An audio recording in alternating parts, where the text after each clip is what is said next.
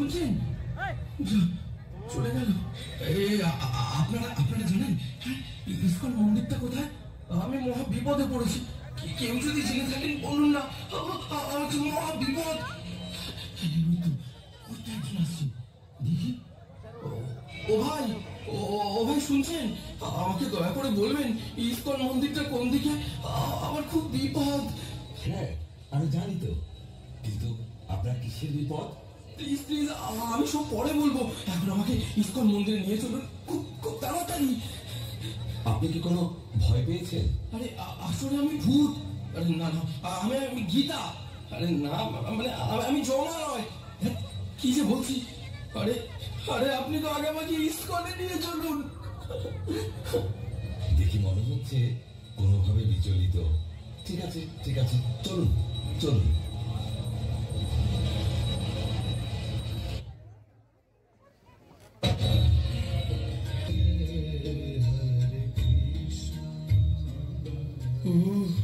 কি শান্তি পেলাম। হরে কৃষ্ণ কৃষ্ণ কৃষ্ণ হরে হরে, হরে রাম রাম রাম হরে হরে। প্রভু, ওনাকে দেখে মনে হচ্ছে উনি কোনোভাবে বিচলিত। হ্যাঁ তাই তো। আচ্ছা, আপনাকে দেখে মনে হচ্ছে আপনি কোনো ভয় পেয়েছেন?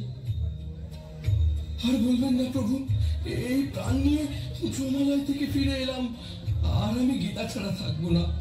জানেন, যমরাজ আমাকে গীতা পড়তে বলেছেন। তাই?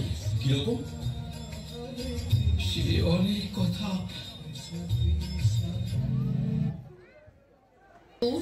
বলো তো, আজকের ভাগবত ক্লাসটা কেমন লাগলো? হ্যাঁ মা, উনি গল্প বলে বলে ক্লাস করান, তাই আমার শুনতে খুব ভালো লাগে।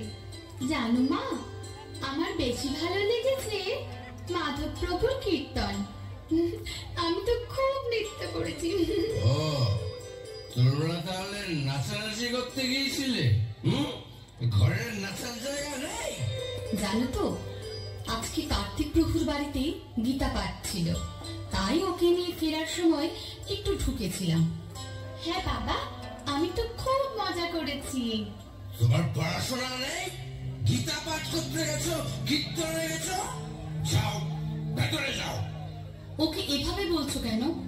আমরা কি রোজ যাই? আর রোজ গেলেও বা আমরা কি কোনো খারাপ কাজে যাচ্ছি? চুপ, একেবারে চুপ। অন্যায় করে আবার কথা হচ্ছে। এই যে গলায় কাঠ জড়িয়েছো, কপালে মাটি মেখে ঘুরে বেড়াচ্ছ, এতে মানুষ কত কথা বলে জানো? হুশ আছে সেদিকে? আবার কয়েক মাস ধরে দেখছি নিরামিষ খাবার রান্না করছে। খেয়ে নি বলে কি মাথা উঠে গেছে? এসব আমার পছন্দ নয়, মানতে পারবো না আমি সব। ও, মাছ মাংস করে দিতে পারি না বলে খারাপ হয়ে গেছি। নিরীহ প্রাণীদের হত্যা করে তাদের মাংস খেতে খুব আনন্দ লাগে। অন্য প্রাণীদের হত্যা করে আনন্দ করতে চাও? অন্যকে কষ্ট দিয়ে আরেকজনের কি করে সুখ হতে পারে? সাধু সঙ্গে গেছি বলে রাগ? বাচ্চাকে নিয়ে তোমার সঙ্গে সিরিয়াল দেখলে আর মদ খেলে ভালো হতো। দেখো, একটু বোঝার চেষ্টা করো। সমাজের এই ভয়ঙ্কর পরিস্থিতি থেকে যদি সন্তানকে সুস্থভাবে মানুষ করতে হয়, তাহলে এই যে ধর্মের পথ, শ্রীল প্রভুপাদের গীতা অবশ্যই অধ্যয়ন করতে হবে। হ্যাঁ গো, তুমিও গীতা পড়ো, তাহলে বুঝতে পারবে আমাদের জীবনের প্রকৃত উদ্দেশ্য কি। এই দেখো, এই তুমি যা করছো করো, আমাকে না বেশি জ্ঞান দিতে আসবে না, বুঝেছো?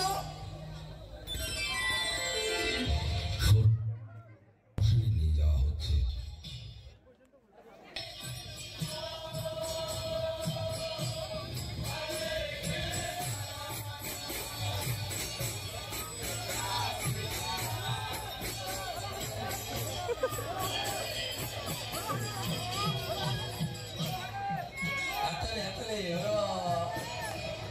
হরে হরে হরে হরে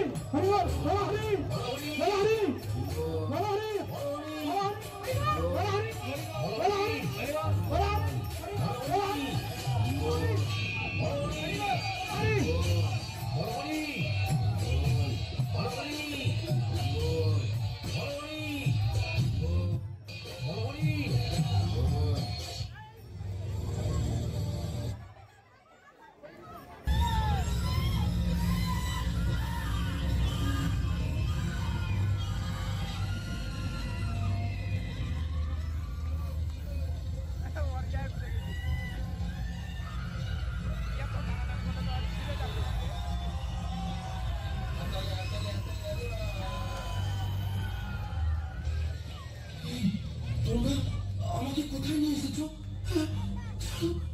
আমাকে এদের কিভাবে কষ্ট দিচ্ছ কেন?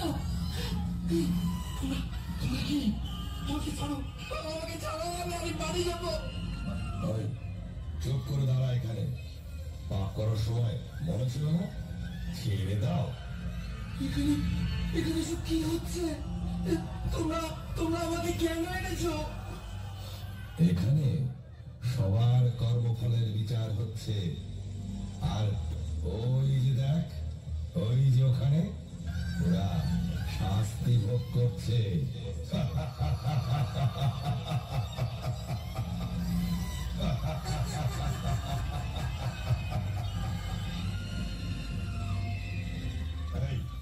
কি পাপ করেছিল? ওর মিথ্যে কথা বলে মানুষের সঙ্গে প্রবঞ্চনা করে তাদের টাকা গায়েব করতো। তাহলে চল ওর জিভটা টেনে ছিঁড়ে ফেলি।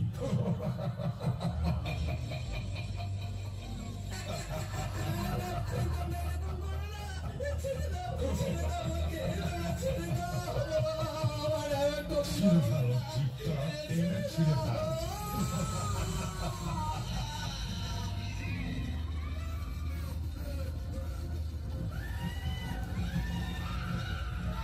এর কি পাপ? এ জীব হত্যা করে তার মাংস খেত। তবে একে ধর। ওই গরম তেলের কড়াই আছে, সেখানে ফুটন্ত তেলে ফেলে দেই।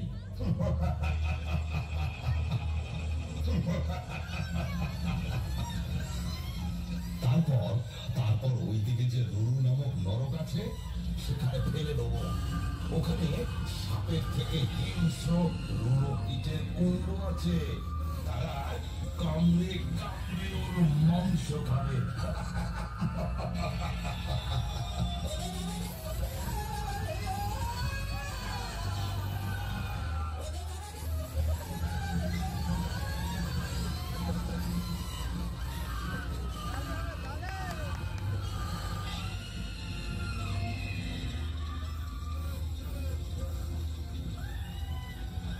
এ কি পাপ করেছে? ও নেশাগ্রস্ত হয়ে পরনারীতে আসক্ত হয়েছিল। ওইদিকে তপ্ত লৌহ কুণ্ড আছে, ওইখানেই ওর স্থান।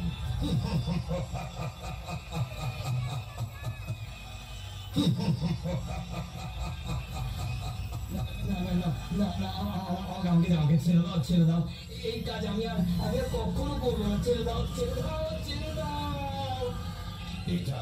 এটা এখানে আসার আগে ভাবা উচিত ছিল। এখন এখানে এসেছিস যখন, শাস্তি তোকে ভোগ করতেই হবে।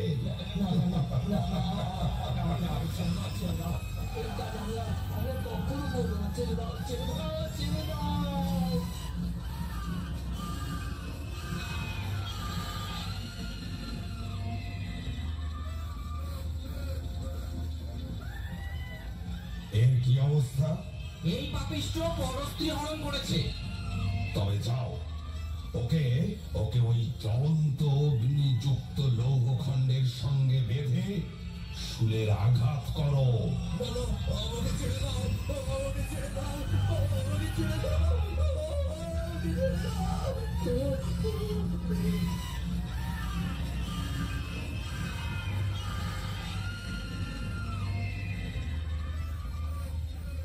এ আবার কোন পাপিষ্ঠ? এ সমাজে গুরু সেজে ভণ্ডামি করত আর নিজের স্বার্থ সিদ্ধির জন্য বড় অঙ্কের টাকা আদায় করত। ওকে ওকে ওই নাগ পাশে বেঁধে সুরাঘাত করো।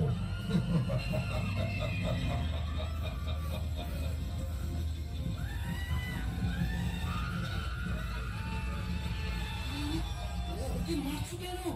ও যে আমাদের সুদাম কাকা। ও কাকা, তুমি তো কদিন আগে মারা গেলে, তবে এখানে কি করে আসলে? আমি পাপ কাজ করে দিবে, তাই আমার শাস্তি হচ্ছে। এই চল, তোর সময় হয়ে গেছে। আমাকে আমাকে তোমরা ছেড়ে দাও না আমাকে। তোমরা তো একজনকে ছাড়তে পারো, আমি আর কোনো পাপ কাজ করবো না। ছেড়ে দাও আমাকে ছেড়ে দাও।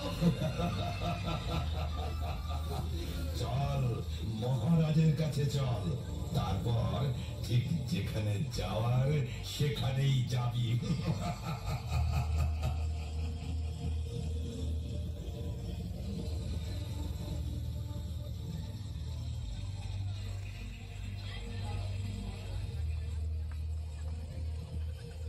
এর নাম কি? সৌরভ প্রামাণিক।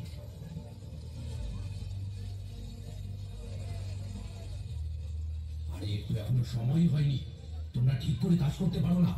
ভুল মানুষকে নিয়ে এসেছে, শাস্তি তো এদেরকেই দিতে হয়। যাও, যেখানে ছিল সেখানে ফিরিয়ে দিয়েছো। উনি কে? উনি আমাদের মহারাজ। যে যেমন কর্ম করেন সেই অনুযায়ী তিনি তাদের শাস্তি প্রদান করেন। মহারাজ, আপনি অনেক দয়ালু মহারাজ। আমাকে আমাকে ছেড়ে দিন, আমি এসব সহ্য করতে পারবো না। মহারাজ, আমাকে ছেড়ে দিন মহারাজ, আমাকে ছেড়ে দিন। আরে আরে, কি করছো? তোমার শাস্তি দেরি আছে।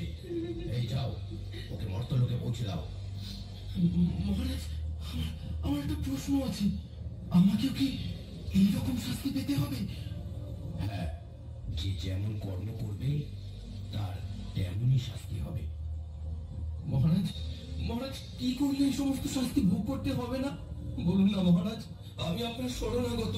আমাকে এই ভয়ঙ্কর যন্ত্রণা থেকে উদ্ধার করুন, উদ্ধার করুন। একটা উপায় আছে, তা যদি তুমি করতে পারো তাহলে শাস্তি তো দূরের কথা, এখানেই আসতে হবে না। বলুন মহারাজ, বলুন, আমাকে বলুন কি সে উপায়।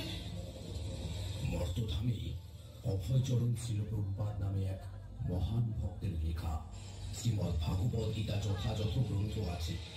তা অধ্যয়নের মাধ্যমে যদি তুমি তোমার জীবনকে কৃষ্ণ ভাবনাময় করে তুলতে পারো তাহলে আর এখানে আসতে হবে না। ছিল প্রভুপাদ, আমার স্ত্রীও তো ওনারই গীতা পড়ে, আমাকেও পড়তে বলে। তবে যাও, নিজের পরিবারের সঙ্গে কৃষ্ণ ভক্তির অনুশীলন করো। ঠিক আছে মহারাজ, আপনাকে আপনাকে অনেক অনেক ধন্যবাদ, অনেক ধন্যবাদ।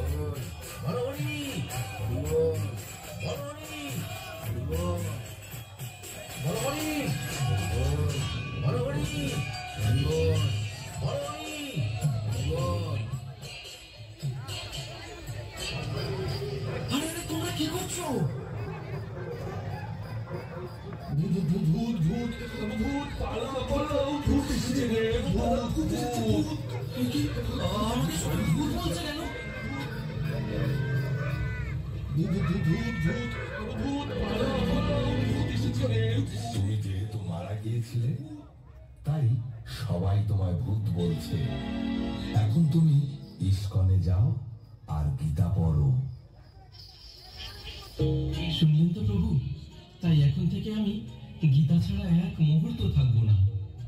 আপনাকে আমি প্রণাম জানাই।